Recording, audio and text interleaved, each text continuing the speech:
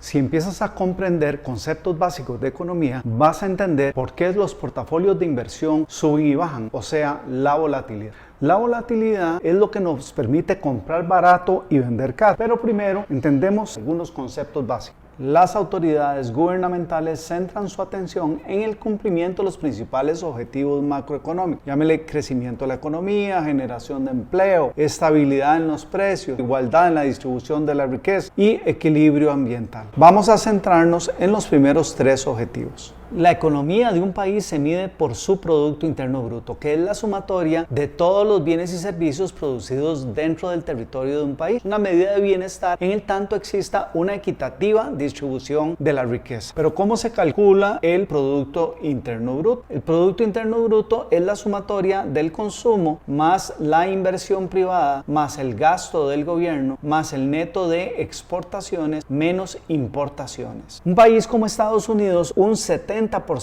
del Producto Interno Bruto es explicado por el consumo. En cambio, digamos, países como asiáticos como Japón, Corea, un 70% es explicado por el comercio internacional. Si lo que se quiere es tomar medidas que impacten directamente el crecimiento del Producto Interno Bruto, hay que tomar medidas que afecten directamente al consumo. El mejor ejemplo de esto y su efecto en los mercados financieros fueron las medidas tomadas por la Fed en el 2020 y 2022 ante el COVID y la guerra de Ucrania. Los efectos no tardaron en llegar. Vimos una caída del Producto Interno Bruto en los primeros 2 trimestres del 2020 de casi un 35%. Igualmente, la tasa de desempleo se disparó, pasando de una tasa un poco menos que la tasa de pleno empleo a una tasa de desempleo del 14%, de las más altas de los últimos años. El efecto en los mercados financieros también lo vimos muy claramente viendo el gráfico del S&P 500, que es un índice que mide el valor de las acciones de las 500 empresas más grandes de Estados Unidos. Vimos una caída tremenda de un 35% en el mercado. Claro, todo el mundo quería tener efectivo, no sabíamos hacia dónde íbamos. Las medidas de la Fed no se dejaron esperar. Ahora, el ingreso de un país se divide entre el consumo y el ahorro. Entonces, si lo que se quería era estimular el consumo, pues había que desestimular el ahorro,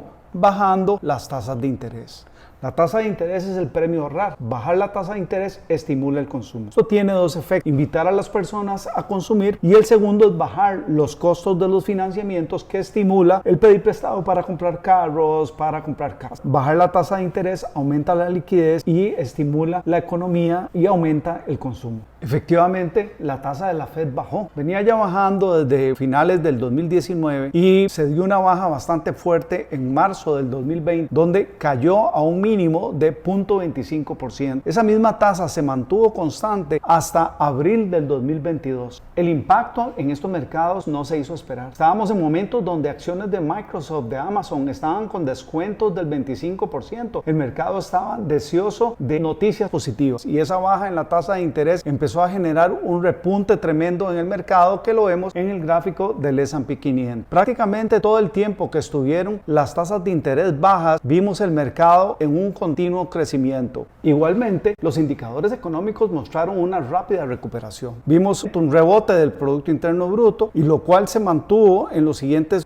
periodos en un relativo crecimiento. Igualmente, la tasa de desempleo empezó a caer dramáticamente. Prácticamente en 4 o 5 meses ya estábamos otra vez por lo menos una tasa de desempleo muy cerca del 5 al 6%.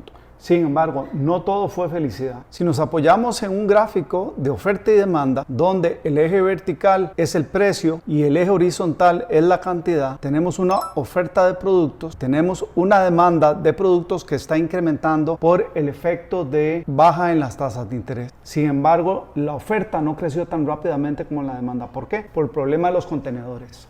Al haber una crisis de contenedores, no creció tan rápidamente la oferta, de manera que el mercado tuvo un impacto de incremento en los precios, un impacto que causó inflación. La crisis de contenedores y la excesiva demanda generó un aumento en la inflación que superó el objetivo de la Fed del 2% durante todo el 2021. A partir de enero del 2021 empezó a hablarse de subidas en la tasa de interés. Con el fin de contener ese exceso de liquidez y esa presión sobre los precios, la Fed empezó a subir sus tasas de interés para controlar esa alza continua de la inflación. Eso sucedió en marzo del 2022. A partir de entonces, junto con la guerra de Ucrania, que generó un embargo sobre la exportación de crudo y generó un aumento de los precios de crudo por encima de $120 el barril, se dio un incremento en la inflación que llegó a estar hasta el 9% por ahí de junio del 2022. Con la alza continua de las tasas de interés de la Fed, se logró empezar a controlar la inflación vía disminución del consumo, y eso generó que la inflación llegara a acercarse a los límites y el objetivo del 2%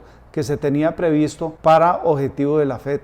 Para lo que es agosto de este año, las tasas de la Fed llegaron a subir hasta un 5.25, mientras que el nivel de inflación llegó a estar en agosto a 3.8%. Todavía queda camino por recorrer. ¿Qué sigue? En momentos donde la inflación ha venido bajando y se está acercando a la tasa de inflación objetivo, en momentos donde el nivel de desempleo está ya en niveles pre-pandemia, en momentos donde el Producto Interno Bruto ha venido recuperando, sí, cuando subieron la tasa bajó un poco, estuvo negativo, pero ya vemos un Producto Interno Bruto positivo y estamos con tasas de interés altas de la Fed. ¿Se irán a mantener las tasas de interés altas o estaremos en un punto donde la Fed considere que la inflación esté llegando a su objetivo y empezará a bajar las tasas de interés? Si baja la tasa de interés, ¿qué pasará con el S&P 500? Cuando bajó la tasa de interés, vimos lo que pasó.